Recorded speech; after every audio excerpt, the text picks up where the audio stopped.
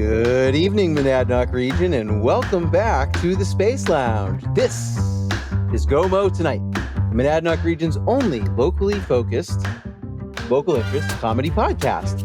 I'm your host, Chris DiLoretto, and I'm here with my one co-host, Zoe Roten-Heinsman.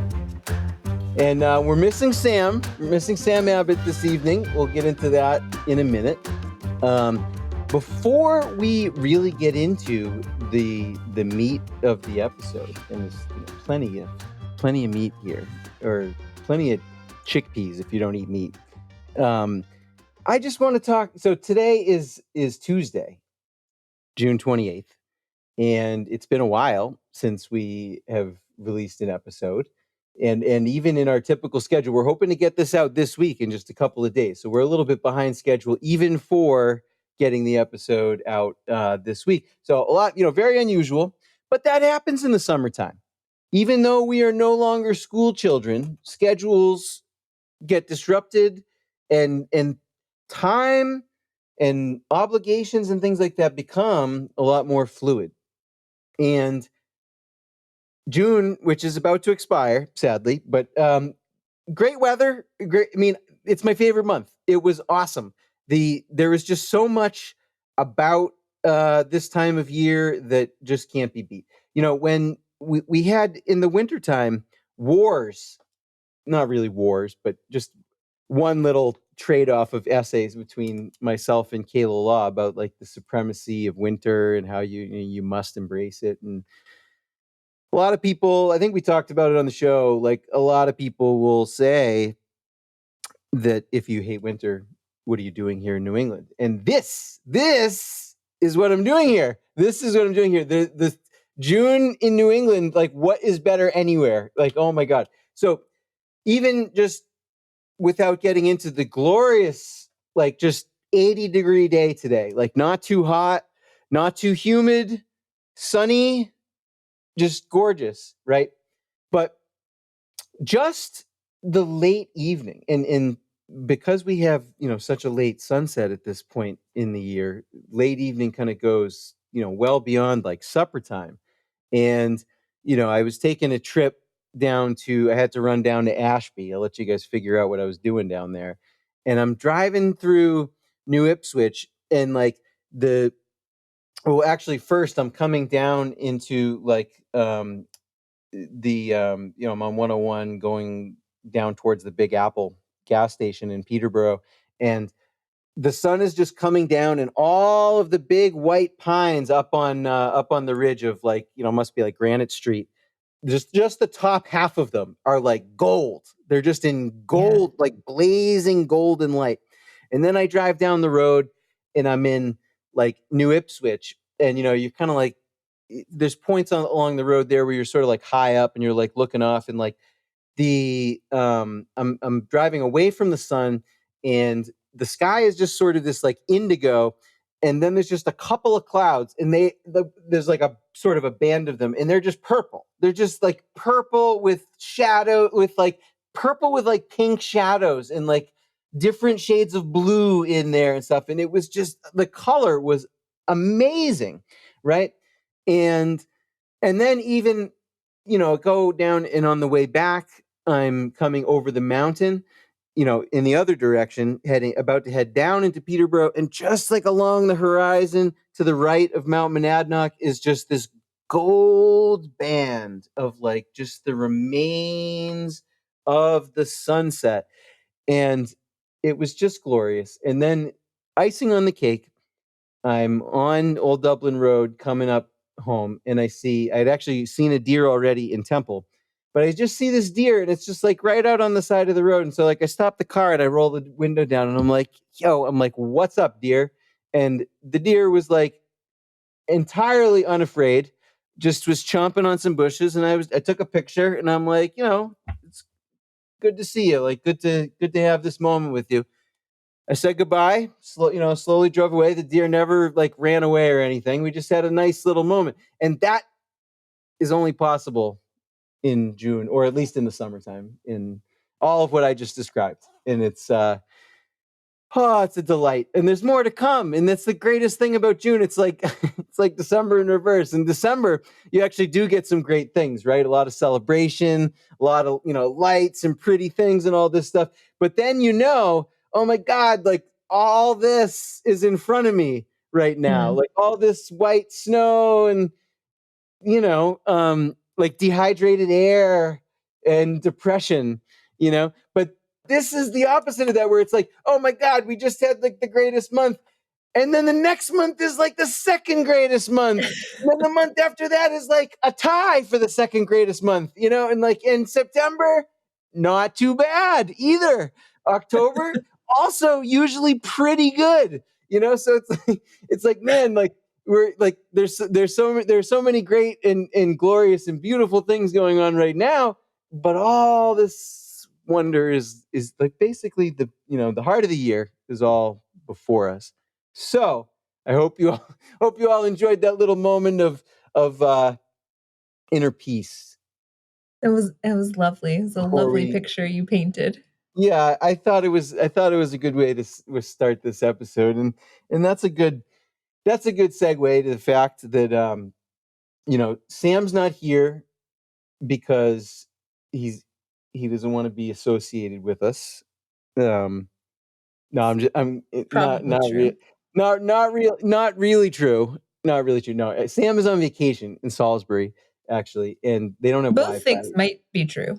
Yeah, we well, we caught some flack for the last episode, which we'll talk about in a minute. And we're not, definitely not trying to piss everybody off here.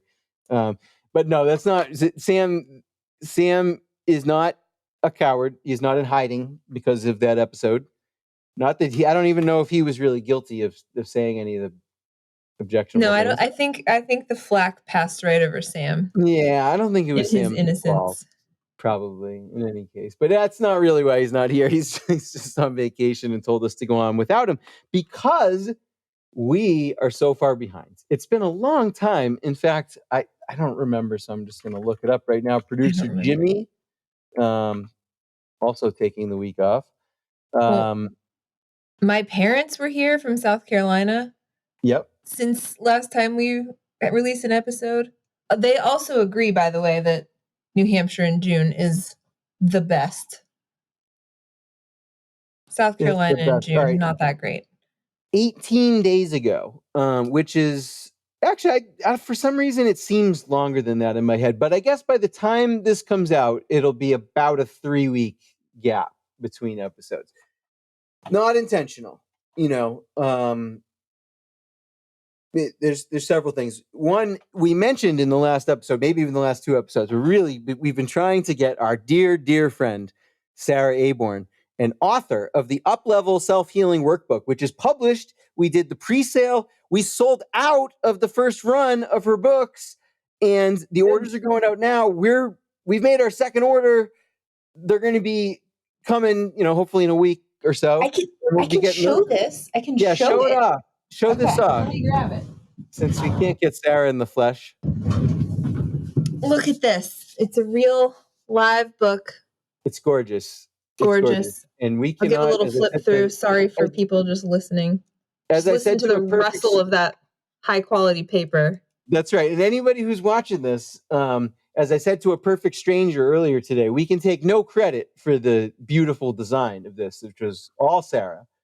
And so we'd really like to get her on to promote this. We've been trying. We've had a couple dates set up. Schedules are tough.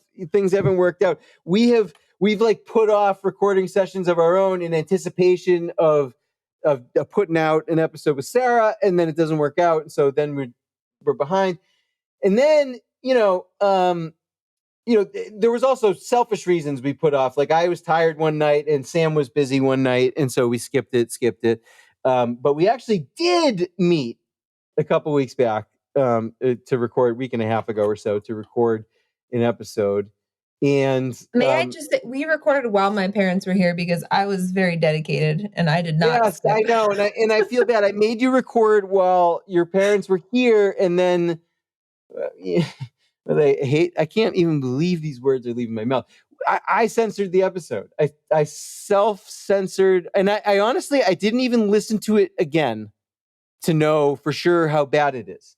We're going to let this episode, the first episode 30, be a legendary thing. It's a thing that exists out there that no one will hear. Who knows? Maybe little bits and pieces of it will release someday if there's sufficient demand for that. Episode triple X. I know it was the triple. So this is now episode triple X. Very different in character. This one 31. Yeah, I know.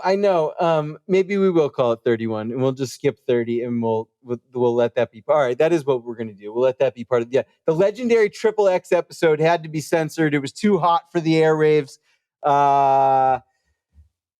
In all honesty, I'm not sure that I was going to say I or anybody else, but let's be honest. Like I'm not sure that I really said anything that was that bad on that episode, but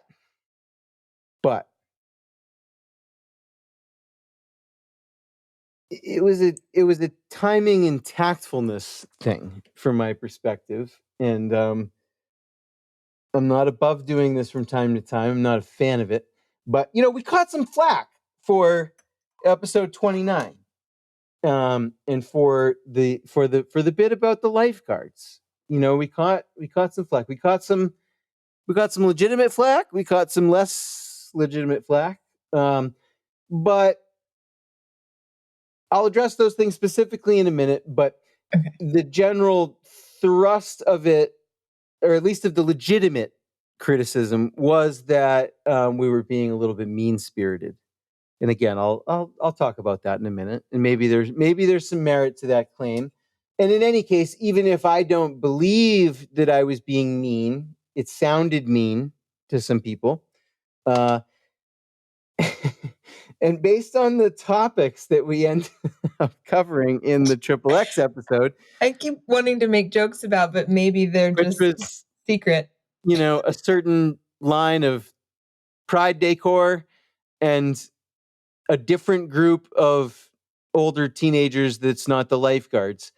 But also that I probably don't support enough. Yeah. I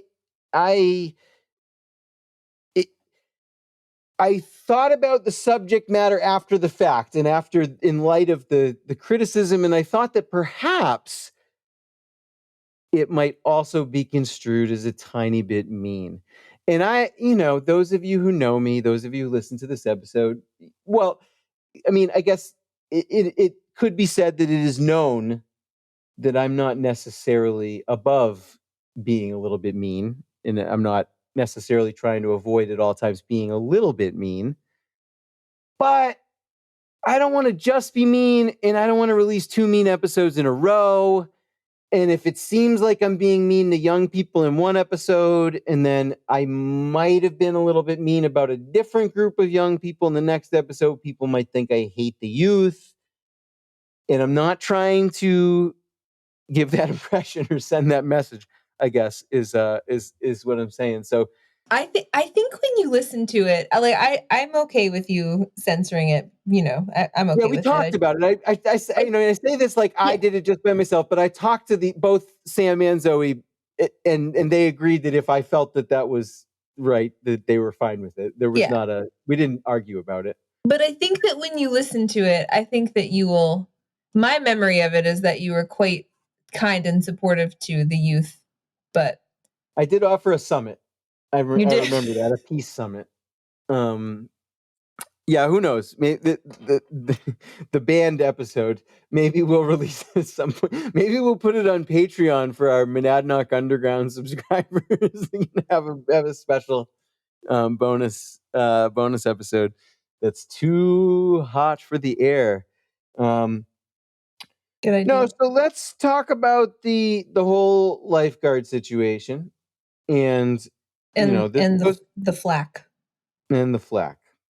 And this goes back to the fact that in episode 29, we talked about the fact, and this was actually not a conversation necessarily started by us, because we were talking about a post in the Peterborough Facebook group that was from an upset mother, upset about the rigidity of the enforcement of certain rules, especially rules that seem sort of arbitrary, by the esteemed young lifeguards at Cunningham Pond. And, you know, the post had a lot of support. There were a lot of other parents that connected with what this woman was saying.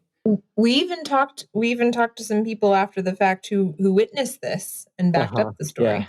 Yeah. Mm-hmm. Who did not comment on the Facebook post, but who backed it up in person. Who backed it up? Yeah, who verified that is in fact what happened, you know.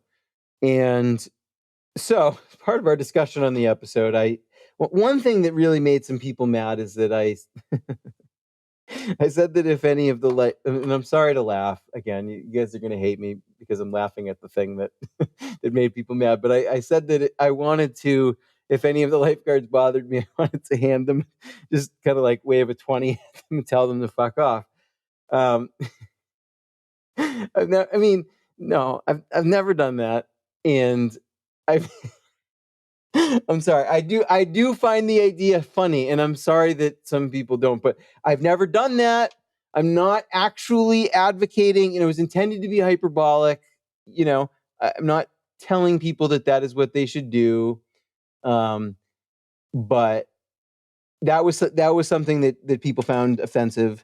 But the point that we were trying to make was just that we felt that the pond would be better off without the lifeguards, and that this was a strong sentiment among, I don't know, anybody with parents under teenage years. I think this is almost a universal sentiment, I would say. With kids under, yeah. Yeah, sorry. Did I say parents under? You did. Under teenage? No, I didn't. Yeah, I was like very confused about what you were saying about the teen moms. And no. I'm not going there. I'm not going into that. But parents with young kids don't like the lifeguards. Don't really want None the of them lifeguards there, and that's sort of the point that we were trying to make. Before I address what I consider to be sort of the substantive side of the criticisms, because I do see a certain point of view that was expressed in a very nice way to all of us. But I just want to say that the first flack that we got was when it was pointed out to us that there was a correspondence listed in the select board agenda for the meeting of, I believe this is like June 21st. June 21st in the select board packet. And it was a correspondence between a gentleman named Ellsworth Lake and the Lisa Koziel Betts, who's the recreation director, about us. And I would like to, this is not what and it was sent to, they copied the police chief and the select board, Mr. Ellsworth Lake did. And I think that's how it probably got on the select board agenda, because it was actually a correspondence with the select board. Ellsworth Lake, Hancock resident, may I Hancock resident, not a Peterborough resident. I'm just going to read this. This is from Monday, June 13th. Good afternoon, Lisa. I hope you're well and had a good weekend. Very polite beginning. Did you hear this recent Go-Mo Monadnock podcast, see link below, about the fascist Cunningham Pond lifeguards?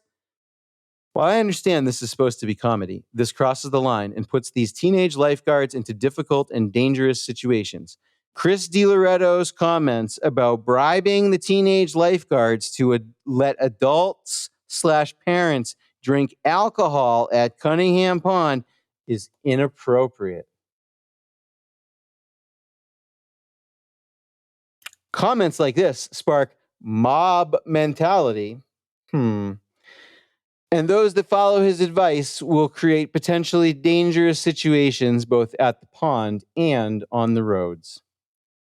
Does Zoe Roten-Heinsman really belong on the Recreation Committee? Does she? As a member of the Recreation Committee, she needs to advocate for these lifeguards. I believe her comments on this podcast contradict the committee charge, quote unquote. There's a link, there's a hyperlink here.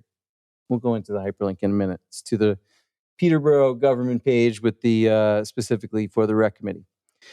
It continues. In the 14 years we lived in Peterborough, oh, so he's an emeritus. He has emeritus rights here.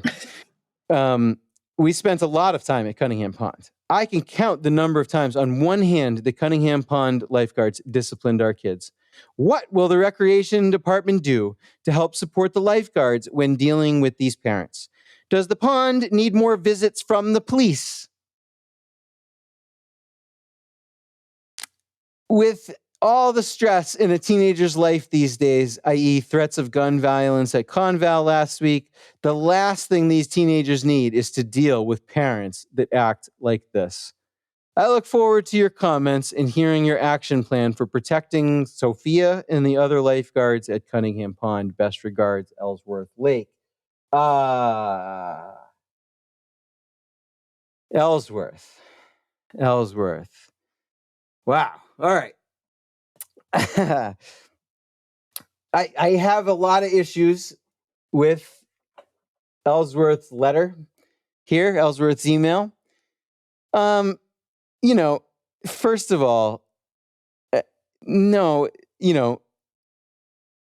even if it was a little over the top, it was not over the line, in the sense that, he seems to be accusing me, and I don't really like being accused of things, of inciting violence against lifeguards, because I told a joke about giving them money and telling them to fuck off, which, first of all, giving them money and telling them to fuck off, while, again, a little mean, isn't violent, just for the record. I don't know any definition where, like, offering someone money to go away is not considered a non-violent response to a situation.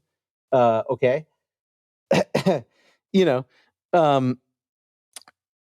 And comments like this spark mob mentality. Now, I don't appreciate the anti-Italian slur, Ellsworth. All right. I know we Italians, are associated with La Cosa Nostra, are associated with bribing people, greasing the wheels and everything. But I don't appreciate it. You sound very Anglo-Saxon, and maybe that makes you feel at home here in New Hampshire, but I have every right to be here just as much as you do, despite my olive-colored skin, which looks better than yours. But even if he didn't mean that, and he just meant that I was somehow going to spark a bunch of copycat, come on, dude. You know what I mean? Like, yeah, even if I was serious, who is listening to, who else is going to do that? I don't know. And even if they were, I don't really take responsibility for that, frankly. This isn't an advice program, as he said. Creating dangerous situations. I don't know, and then, at the end, he talks about do I need to be visited by the police? Do the lifeguards need to be protected? Do they need armed men to come and protect them from my $20 bill? Ellsworth? Is that what you think? I don't really like this. This feels threatening to me, Ellsworth, and this is in the public record. I don't really want to hear it, okay? But then, before we talk about Lisa's response, I just want to talk about this. So then in the middle there, basically like the impeachment of Zoe Roden-Heinsman here, so let's follow the link. Her comments contradict the committee charge. The committee charge is to help provide high-quality recreation opportunities for all Peterborough residents. I would argue that your comments do exactly that. To foster community awareness regarding the role that recreation plays in the overall quality of life, the Peterborough Recreation Committee is a link between the Recreation Department and the community. Peterborough Recreation Committee members are advocates for recreation. Yes, the whole conversation was advocating for recreation. Yeah, that's self-evident. To protect, preserve, use, and develop the town's recreation resources. Absolutely. If those resources are polluted by authoritarianism, no one has recreation. We turn into the People's Republic of China. That's what their ponds are like. The New York Times did a big story about it this week. Look it up. I'll put it in the show notes. and to evaluate the need for private or public property for the purpose of creating, enlarging, and improving public parks, recreation areas, and facilities for Peterborough residents. Not relevant to the discussion. So, no reasonable person would read that and think that Zoe did anything wrong. She can't be actually impeached, even if she were to make a Facebook page that said, "I hate recreation." She could not be removed forcibly. There is no mechanism for that. She cannot be removed forcibly. As we found out from the whole town clerk fiasco, you can do a lot of things and not be removed if you are in your position due to the will of the voters. Basically, unless Zoe steals money, which she doesn't have access to anyway, you guys are stuck with her, even if she hates recreation, which she doesn't. So the other moms who don't like lifeguards at the pond and I have been making jokes about recreation. I don't know anyone who enjoys. We've all been really liking our days lifeguard free this week and last, I will say. It's been very nice. But they've been joking that for me to show my support for Peterborough's teens, okay, so it's obvious that I support recreation, right? Based on your arguments. Maybe it's the teens themselves that I'm not supporting properly. So we've been trying to come up with should I make a t-shirt that says I heart teens? I heart teen boys and girls. How can I properly show my support for them? Peterborough Recreation on the back. Maybe that's the answer. Yeah. Maybe no one will doubt your. Maybe I don't know. Maybe no one will accuse you of hating the teens. Teen lover. That was a shirt idea. Dude, yeah. Actually, you could do as a license plate. You could do TEENLVR, and then they'll really know how committed you are to making sure those teens have fun. But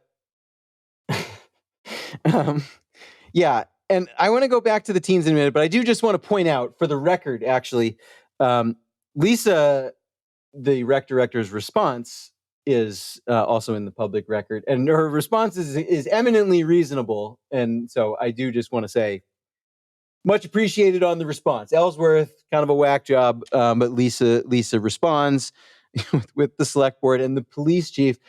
Sorry, police chief. I didn't realize he was. I didn't mean to take up your time with this.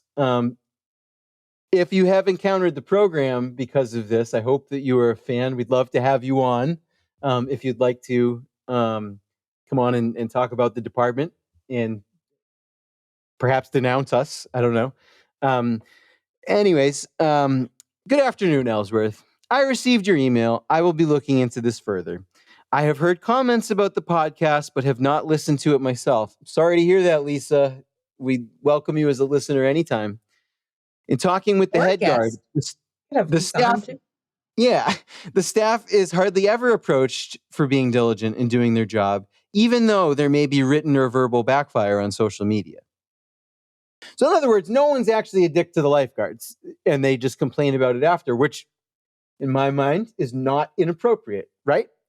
There is a phone with a live line installed in case of issues, and I have always empowered them to call the police, for it is not their duty to act as police officers. Good. We held a staff meeting, or we held a staff training just last week with a police representative to empower the staff and let them know that everyone is working together on this. Okay. Okay. Outside of the bantering on social media, I've heard nothing from our staff in previous years or this year to suggest our lifeguards are in jeopardy. Like I said, I will investigate this further. Yes, that is correct, Lisa.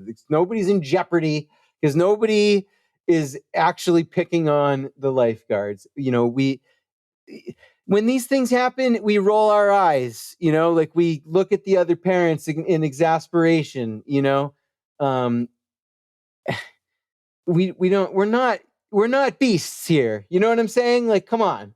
And again, were I a beast, I would do something other than offer them money, right? What are you going to call the cops for? If I'm, he tried to give me a $20 bill, bribing a public official. You know what I mean? Honestly, I mean, I could probably make money off of an episode like that if I was taken away in cuffs from the pond for attempted bribery of a public official and charged with that as a crime. I mean, I would find that hilarious. I mean I mean, it's not. I don't know if it's a felony. If it is a felony, I don't think I would even have a problem explaining it to prospective employers. Honestly, do you have a felony? Please explain. Well, I tried to give the lifeguards $20 to leave me alone, and I was arrested and charged. But no, I mean, no prosecutor in the state would actually bring that to trial. But yeah. So in any case, non-issue, guys. Nobody is picking on anybody, but I guess I feel like I should address maybe a slightly different angle of criticism that was brought to us, I think, in a more reasonable fashion, that I do respect, and and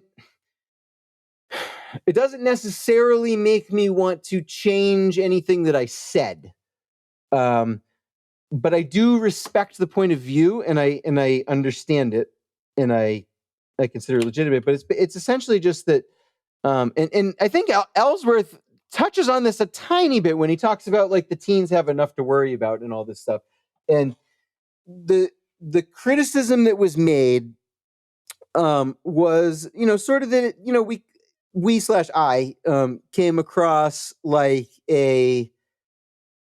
just sort of a mean middle-aged man who hates the kids, and kids these days are worthless and screw them, and as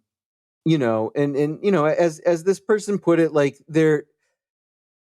you see lifeguards come and go throughout the years, and as with the character of teenagers, some are good and some are not as good, and you sort of roll with the punches. And I dig that. I do. This isn't a capital offense here. I don't want to ostracize anybody. I don't even know their names, and I would never want to attack them. You know what I mean? Or personally, as a person, it's completely just in their capacity as a role. I don't have anything. They are kids. I do know that and I understand it. I do remember what it was like being a kid. I do remember it not being particularly easy. I understand. And I'm not trying to pick on them, and I don't want to seem like the old man shaking his fist. And I do sometimes. I know it happens, not just in this case, but with other cases. That's just the world I find myself living in. It's not someplace I tried to be. But in this case, I don't mean to be mean to the teens. And there's something intriguing to me about this part, because obviously, as I mentioned, there's, as I alluded to, there's sort of this divide, and it is generational. We have Gen X parents of older teenagers today, primarily. And I mean, some Gen X parents certainly have grown children as well. It's a range. Hopefully, you guys understand that. But that's what we're dealing with. And then we have older millennials with kids that are 13 and under, right? And we see it on the lifeguard issue in terms of this very stark divide, where it definitely seems like people who are, and I'm not, this is not, I am often critical of Generation X, but this isn't me being that, I don't think, but maybe it is, but I don't think so. But there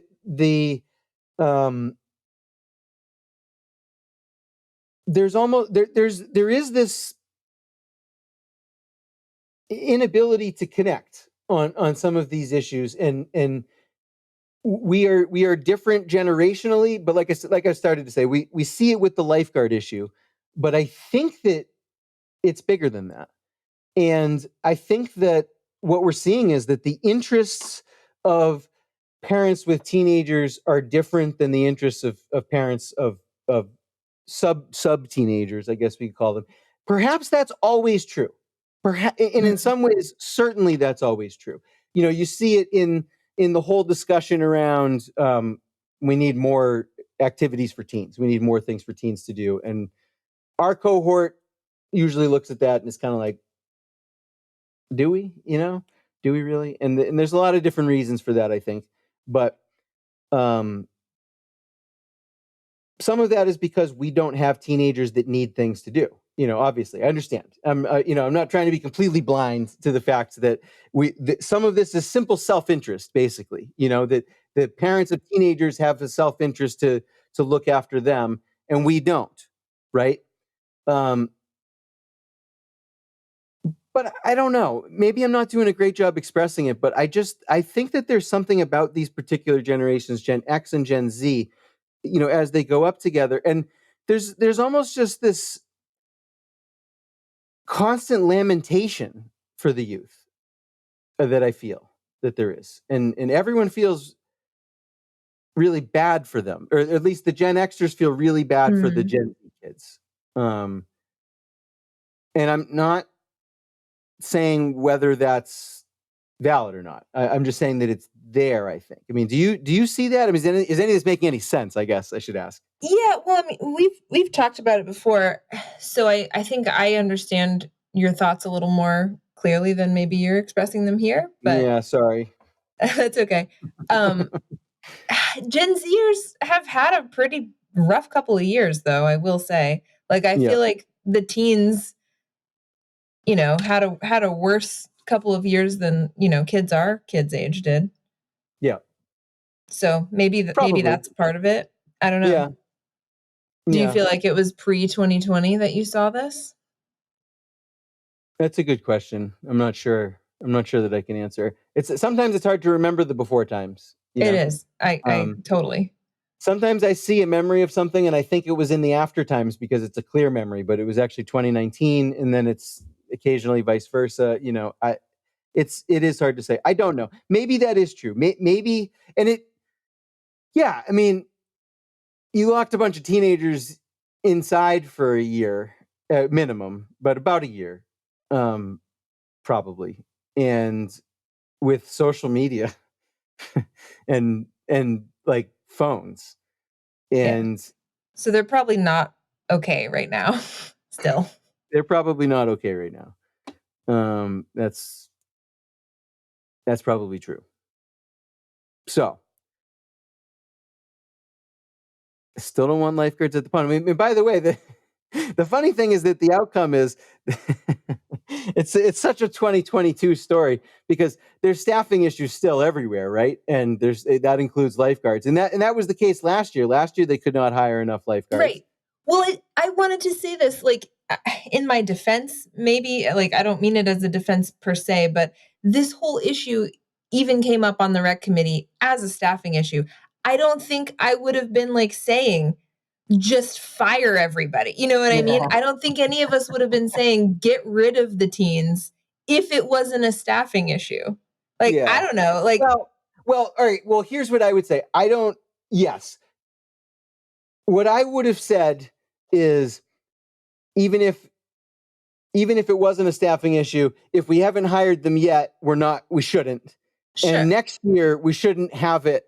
Use that money. I'm not even saying give the money back to the taxpayers, although some people would say that, but use it for something else. Pay somebody else to do something else. That's fine. We had to start here though, because this I'm not trying to steal the teen jobs. Right. But at the beginning of this year, it wasn't even, it was like, this wasn't even in the realm of like something we could think about. And now we're going to have this beautiful summer where it is, there's no lifeguards, and we'll see what happens from here. But I don't think I would have been advocating to like fire, get rid of jobs that people wanted. Yeah, no, I don't want to kick out. I would never like a kick out the teens. We don't want them here. It's just like, hey, we have this issue. Here's a way that we could solve it. By not trying to staff the pond, everyone would be happy. That's where it came from. Yeah, it's a very high bar for me to call for anyone anywhere to be fired. And for a teenager in a teenage type of a job, it's a higher bar, because I mean, you should have seen me as a teenage worker. Can you imagine? Like, I was awful. I'm I don't know, maybe it's my mob mentality olive skin, but I just have never had that real good Protestant work ethic, so especially in these like meaningless jobs when I'm just trying to like get a few bucks of spending money, like work in retail or whatever. It was all about like doing as little work as possible, and so I get it. I understand, and I definitely am not calling for anybody to be fired or harmed. Yeah. Or anything requiring the police to come. If this wasn't a staffing issue where like a little bit of pressure means that we can open up this idea of a lifeguardless pond, we totally all could have and would have just peacefully rolled with it. Absolutely. As we always do. As we always have, without any trouble. I don't know. It's the yeah. But in any case, I don't want to seem like I hate the teenagers, and I'm sorry. And sometimes I do talk like I hate the teenagers. Sometimes I am a little bit dismissive of Gen Z because I mean their prospects are indeed so dim. Just based on everything that they've endured and every study that I've seen about their behavior, and they're just where they fall economically and the size, like their numbers and everything else. It doesn't look great. It doesn't look great in a lot of ways, and I don't know how. It's a feedback loop where I think that the things that they've had to endure in some cases leave them less prepared to deal with the things that they're going to have to endure, and I don't see a solution for it. Sometimes historical forces just are what they are, and we all can do the best that we can with our family and friends. We're sort of all there at this point and going forward. But that doesn't mean that I wish them ill. I certainly don't. And I'm not old enough to be taking on an attitude of like hatred of youthfulness in itself. I would never. I mean, at any age, that's not. I think anybody that knows me knows that that's not my. I don't like childishness, but like youthfulness and like being young and the challenges inherent to that. I am sensitive to. I do understand. I mean, I didn't have an easy go of it all the time, and I was pretty deranged until that prefrontal cortex finalized itself around age 25. I give these people a wide berth.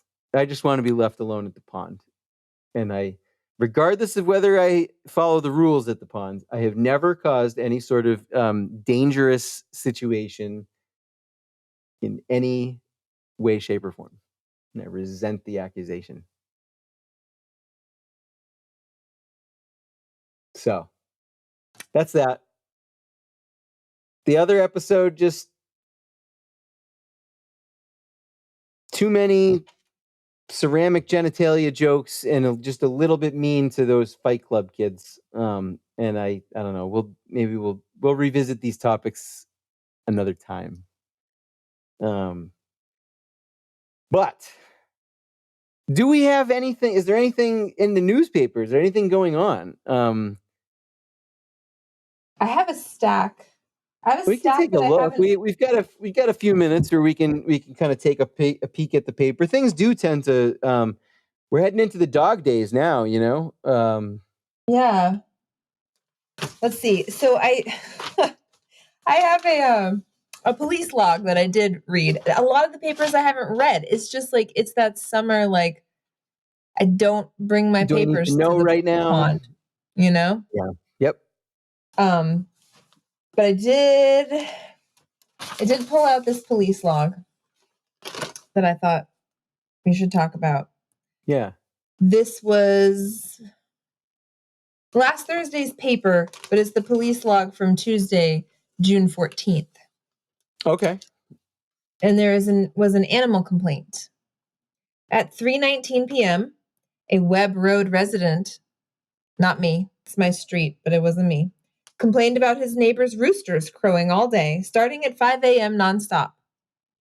Sergeant Xenakis advised him that there were no ordinances pertaining to this issue and that it was not criminal, as the roosters had not damaged any of his property.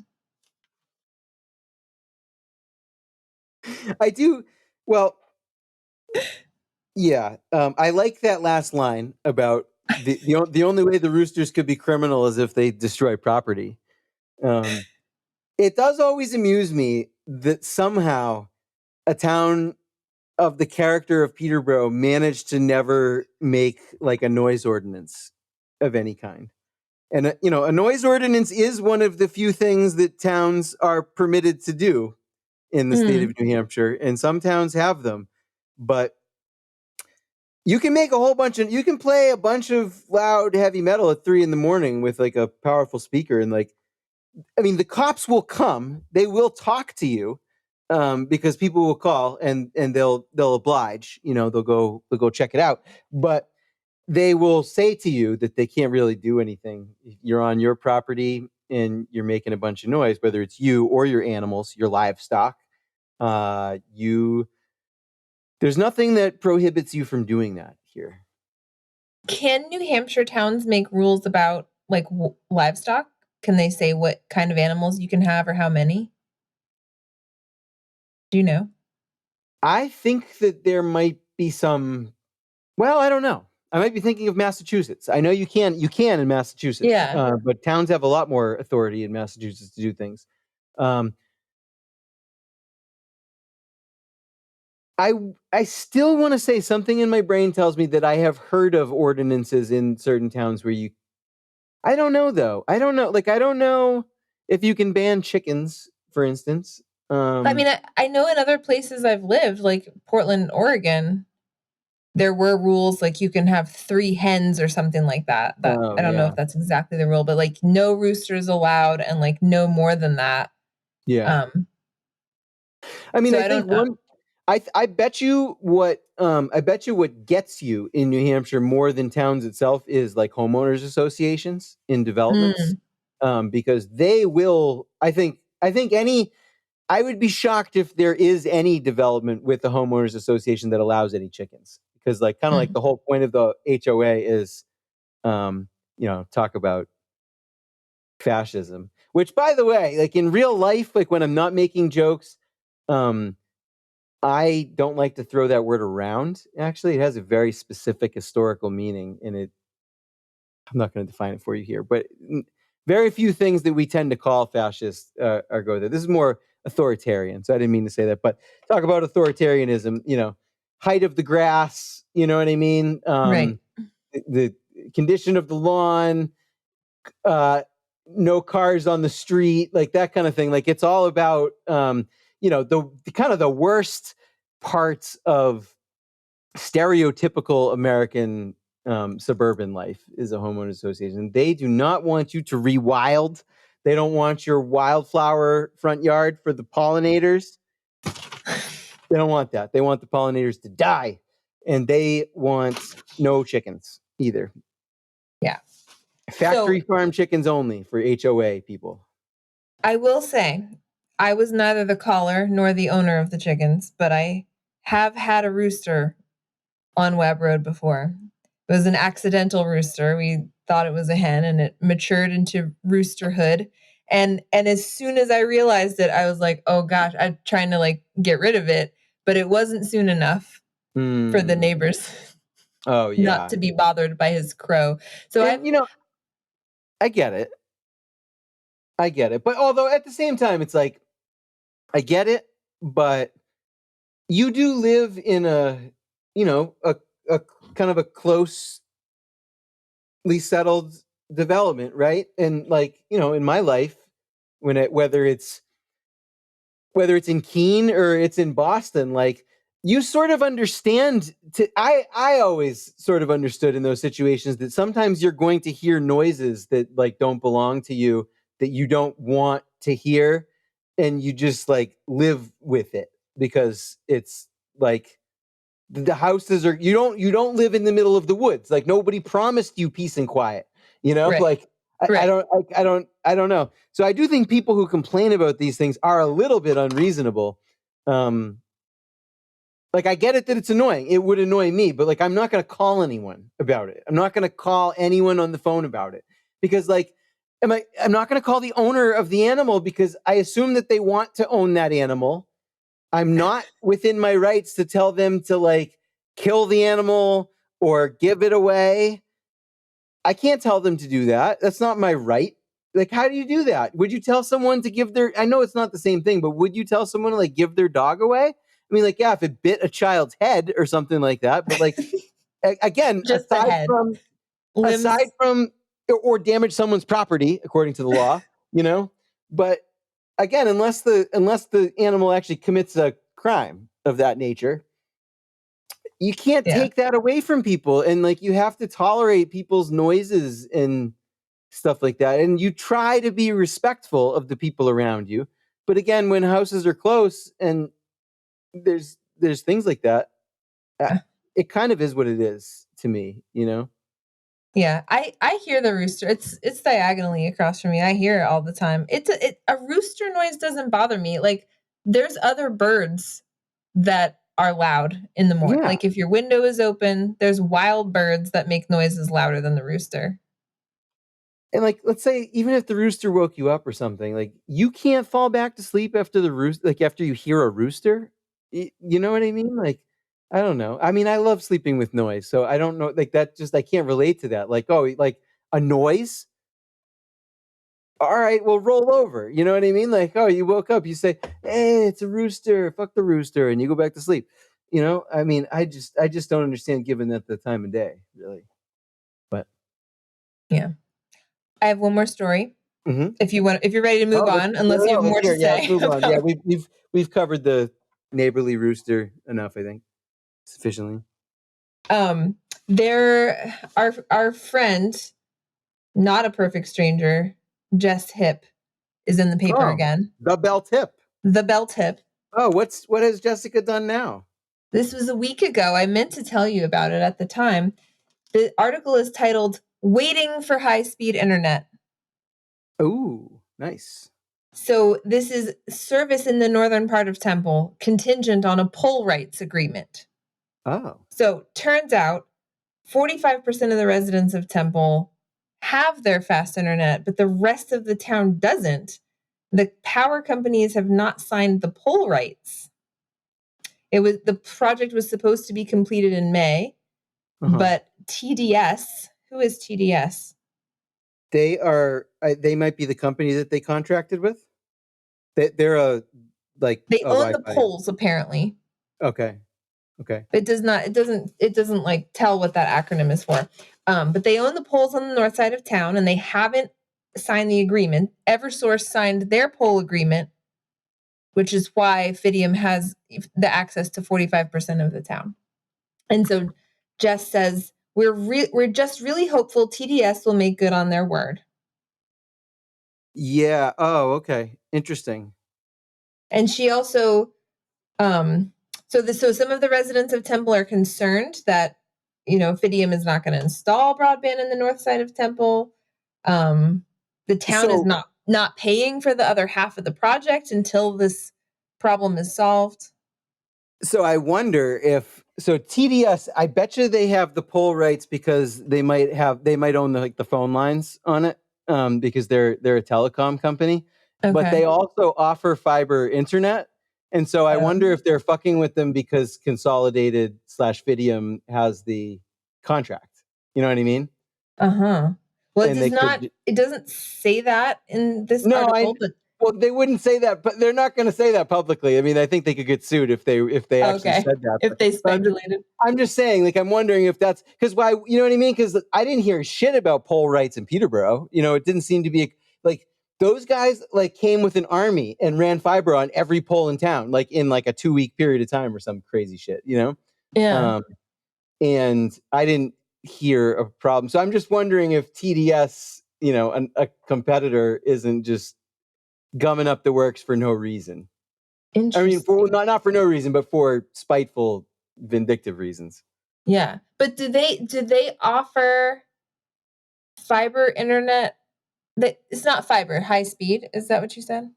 No, they do, but not around here. You know what I'm saying? Like I see. Okay. they're another provider of it. You know what I'm saying? Like they're another contractor potentially for a town, you know, and Fidium is winning every town. I don't know if TDS is competing for these towns. You know what I'm saying? But it's something that TDS could do in theory. They're a similar company to Consolidated, like in terms of they provide DSL and things like that, which is why I'm guessing they may own some of like the actual phone lines. Got it. And that's why they have pole rights. Just speculating. I don't really understand how that works, but yeah.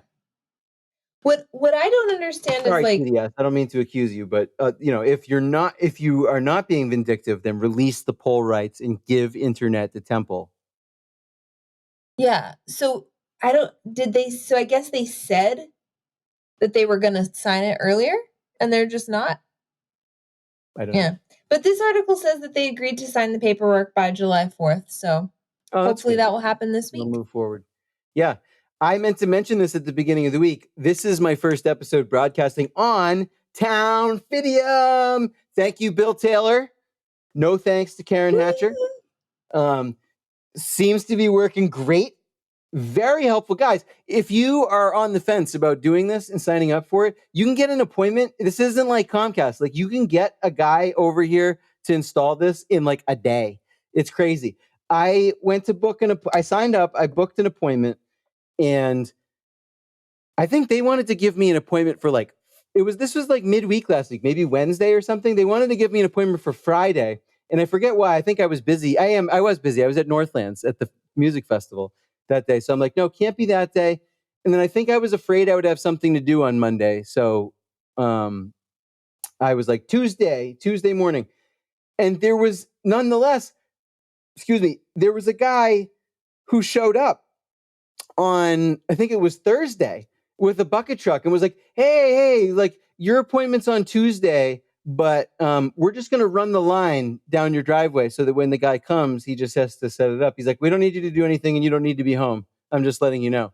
And I'm like, awesome. So that was like a day. It was like they came like the next day to like run this wire. And then, the guy came super helpful, installed the thing. You know, we talked about a bunch of options of how to set it up, but I think we set it up the right way. You know, he got me. You did not up and call the cops, I'm assuming.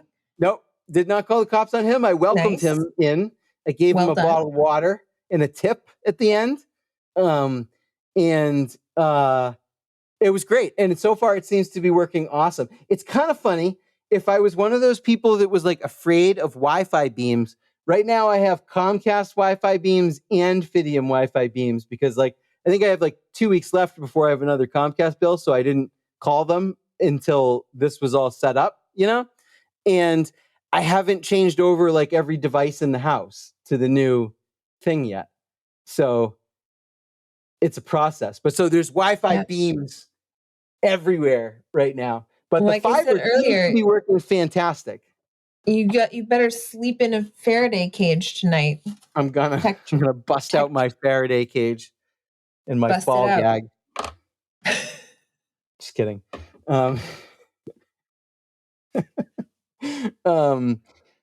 Anyways, I think the ball gag might be a nice way to end the program for this week. Left me speechless. So yeah, exactly. So thank you all for joining us, for rejoining us here, for coming along with us, for addressing these serious issues of our time. We care about the teens. We want them to be happy. But I don't have any answers, and I am not sure that we can help their future. But we love them all the same, and we are not inciting any violence against them. I swear to God. All right. We will. Sam will be back in a couple of days. I think we'll be back to regular schedule for a couple of weeks at least. We'll record again this week for next week. Hopefully this episode can come out by Thursday, Friday at the latest. And, sorry for the gap.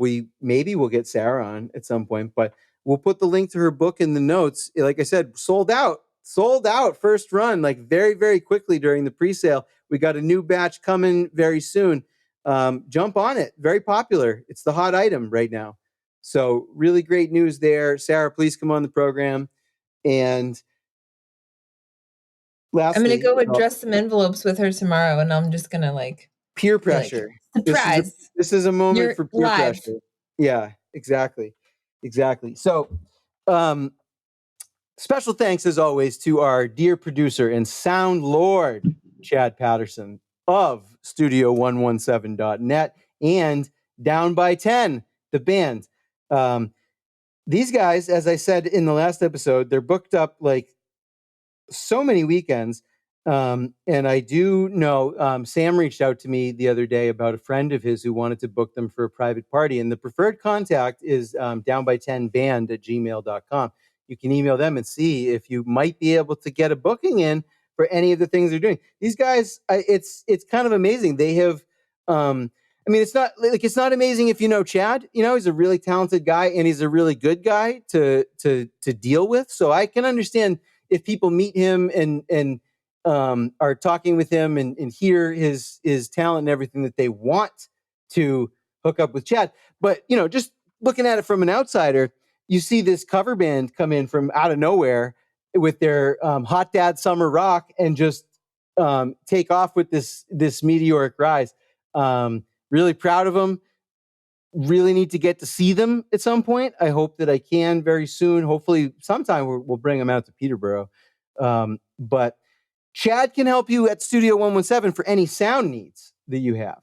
Any recording, production, amplification, mixing, any of those things, you can hit him up there. Like I said, the band can play any function that you can think of.